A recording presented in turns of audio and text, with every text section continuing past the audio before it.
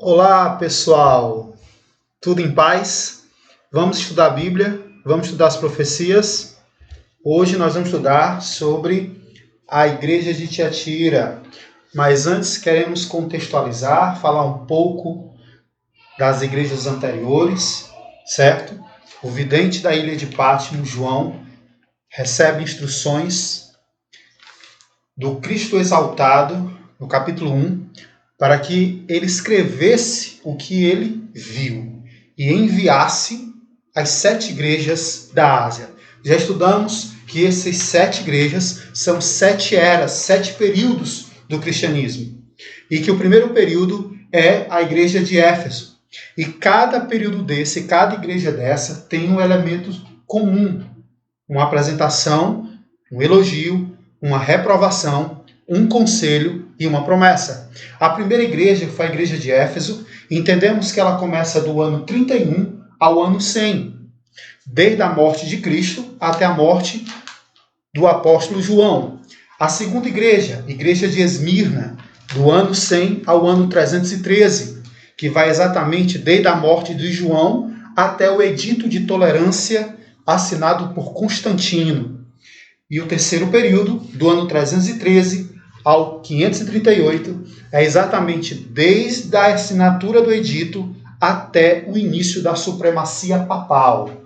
Na realidade, a supremacia papal foi no ano 533, mas como havia uma tribo bárbara que estava resistindo ao papado, e ela foi destruída no ano 538.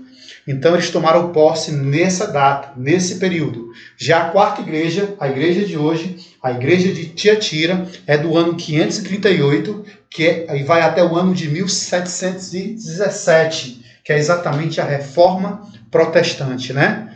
Então, só recapitulando, o bispo de Roma, foi reconhecido pelo edito de Justiniano como a cabeça de todas as igrejas, ou seja, o Papa.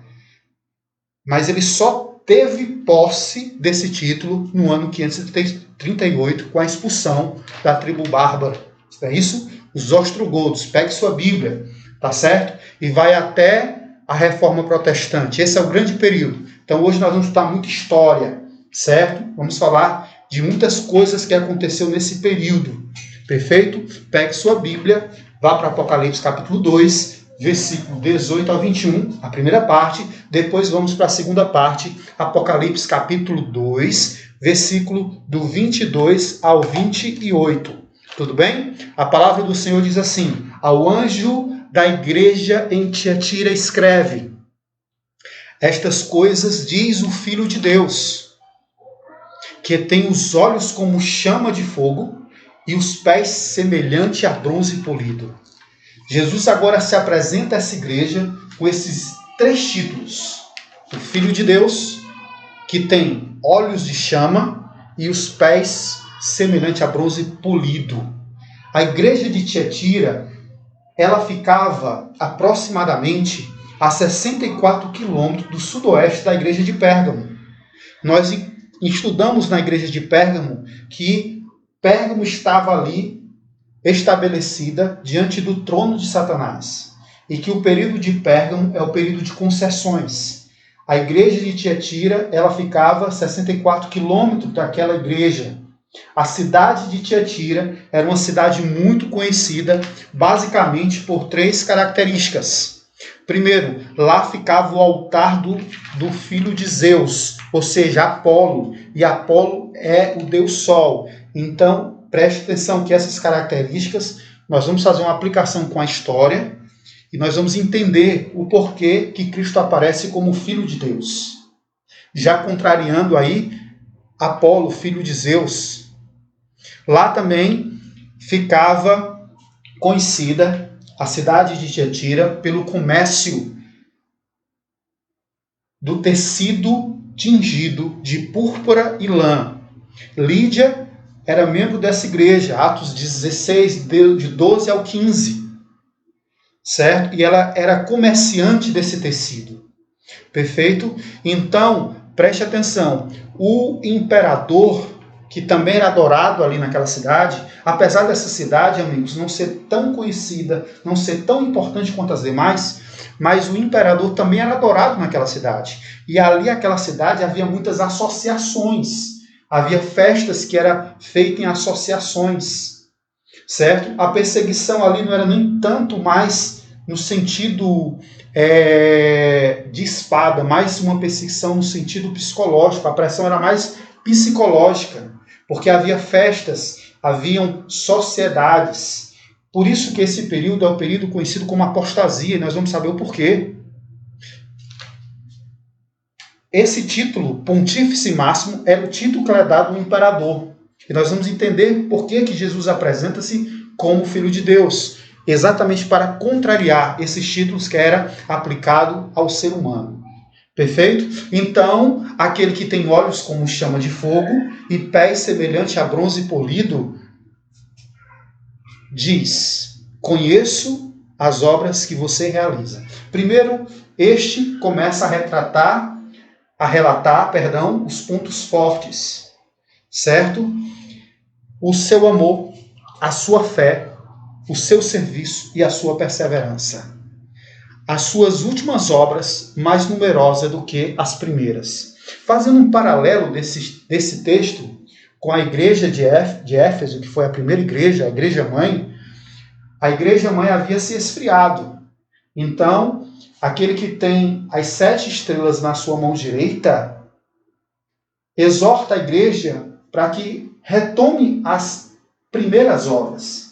Diferente da igreja de Tiatira, que as últimas obras foram superior à primeira. Esse texto, para nós compreendermos melhor, precisamos entender o versículo 24 e 25, que fala propriamente daqueles que estavam em Tiatira, certo? Mas nesse período, que é o período de apostasia, que é o período onde a igreja começou a cristianizar o paganismo, havia pessoas que mantinham-se a fé, o amor e o serviço. Podemos destacar aqui alguns como Jan Milik, que era um padre tcheco, John Wycliffe, que era um professor de Oxford, Inglaterra, John Hus, Pedro Valdo e até São Francisco de Assis. Esses eram um grupo de pessoas que tinham esse relacionamento.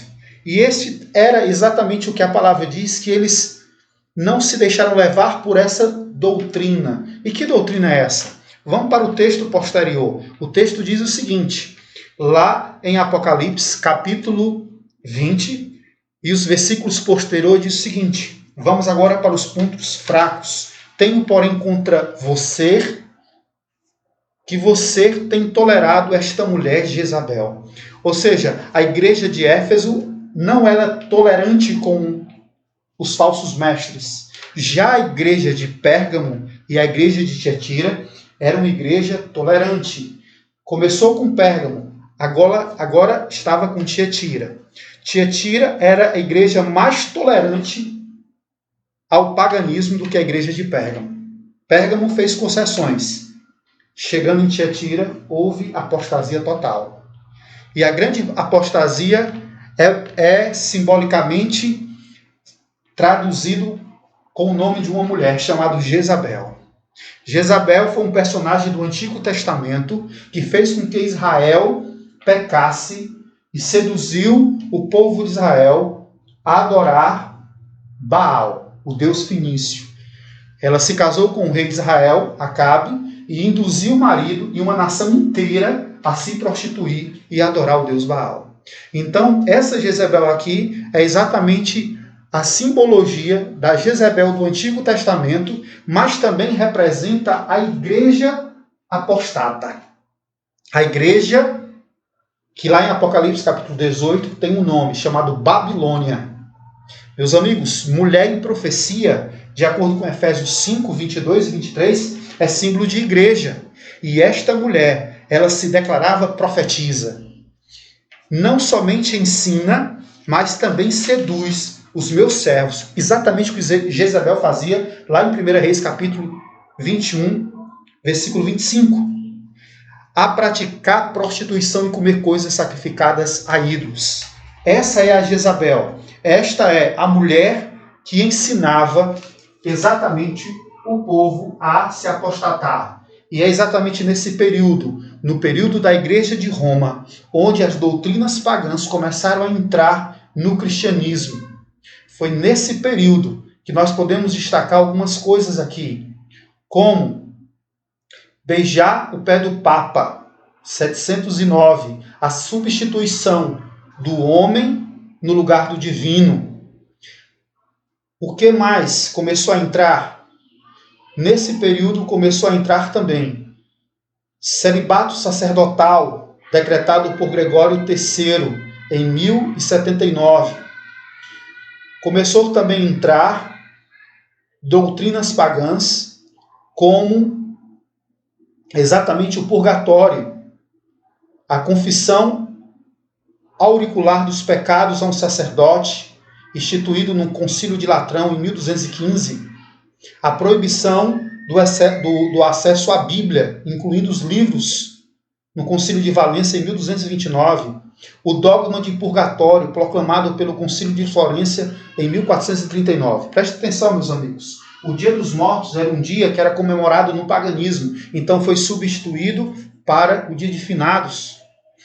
Constantino, quando entrou para o cristianismo, ele trouxe as práticas pagãs, substituindo os deuses pagãos pelos apóstolos, substituindo a adoração dos deuses pagãos às festas religiosas. Ele começou a colocar os dias de adoração ao sol, ele começou a colocar o dia do nascimento do Deus Sol. Durante esse período, Paulo profetizou em 2 Tessalonicenses, capítulo 2, versículo 3, que seria apostasia, se manifestaria o homem do pecado. E o que é o homem do pecado? É exatamente o casamento do paganismo com o cristianismo. É exatamente a apostasia. Você tem que estar ciente da palavra de Deus. A Igreja de Roma tem mais de 2.000 intercessores. Se você está solteira, você tem um santo para interceder por você nesse sentido. Se você está com dívida, você tem uma santa para interceder por você. Se você está com dificuldade em enxergar, você tem uma santa para interceder por você. São mais de 2.000 santos. A palavra do Senhor diz que Deus só enxerga um santo, Cristo Jesus, como nosso intercessor e mediador. 1 Timóteo 2,5. Nesse período, começou o período da indulgência, em 1190. E o que seria indulgência? Seria exatamente pagar o perdão. A indulgência é exatamente o que a igreja implantou na Idade Média, enriquecendo seus cofres. Por isso que isto era doutrina que começou a levar os servos de Deus exatamente à apostasia. O título do imperador que se adorava em Tiatira agora é substituído para o Papa, para o Bispo de Roma. Ou seja, Pontífice Máximo, que era um título dado ao sumo sacerdote. Esse título também, Vicarius Filii Dei, do latim, substituto do Filho de Deus. Por isso que esse período é apostasia, porque ele substituiu o divino pelo humano. Você não deve ser deixado ser enganado.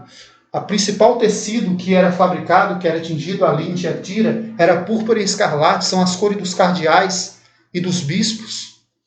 O Deus Sol era adorado ali como figura de Apolo. Ora, para o imperador Constantino, que era adorador do Deus Mitra, o nascimento do Deus Sol era exatamente no dia 25 de dezembro, Natal Invictus Soli, nascimento do Sol.